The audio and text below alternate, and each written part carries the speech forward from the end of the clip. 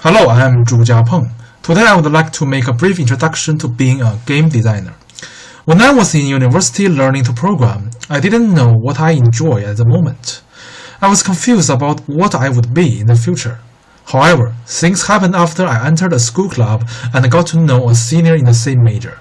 We talked a lot because we both like to play games, but what struck me about her was a question she asked. Why do you think these people who make Dota 2 games would design a hero like Invoker? I was at a loss for words. As a person who had been playing Dota for 6 years, I've never thought about the problem from the point of view of the people who make the game.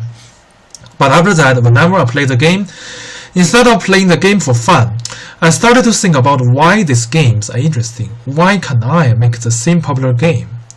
Since then, I started to learn programming to make games while playing different types of games to figure out how those designers think. After that, I followed my classmates to join Game Jam. We were full of enthusiasm and confidence to achieve a perfect game content mind, but actually we know nothing about how to rationalize the schedule. So the original 3 levels of the game were cut into a game that we can only play 10 seconds. I have to say, it was a half-finished product. My classmates felt disappointed and began to seek other ways out. This incident directly pushed me to follow my dream of making games. I am good at communication and analysis, and I will be competent in this position of game designing. After that, I continued to work hard and found an internship in my junior year. Under the high pressure of a real game company, I gradually became proficient in the real content of game design, writing clear requirements documents and clarifying the duration and conditions of our production content. Another year Game Jam. I found a group of like-minded partners. Since I have worked in a game company before, I managed to attract people who can write programs, draw art, and make animation. At this point, I began to think about what kind of game I should make. Especially in the case of a short period of a few months to produce results, I was then blocked by inspiration, and only interested in the space world. At that time, I was reading 3 bodies, and I found that the author's imagination is very bold and exaggerated. I was thinking why we cannot do a game design with some elements in space as a game mechanics.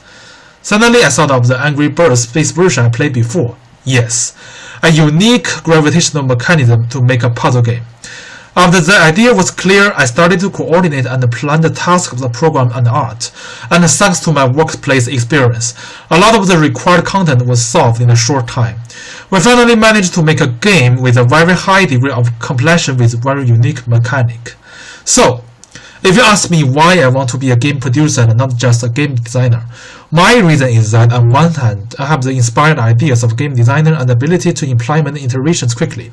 At the same time, as a team leader, I can motivate and bring out the best in the team so that they can do the most efficient things at the most effective time.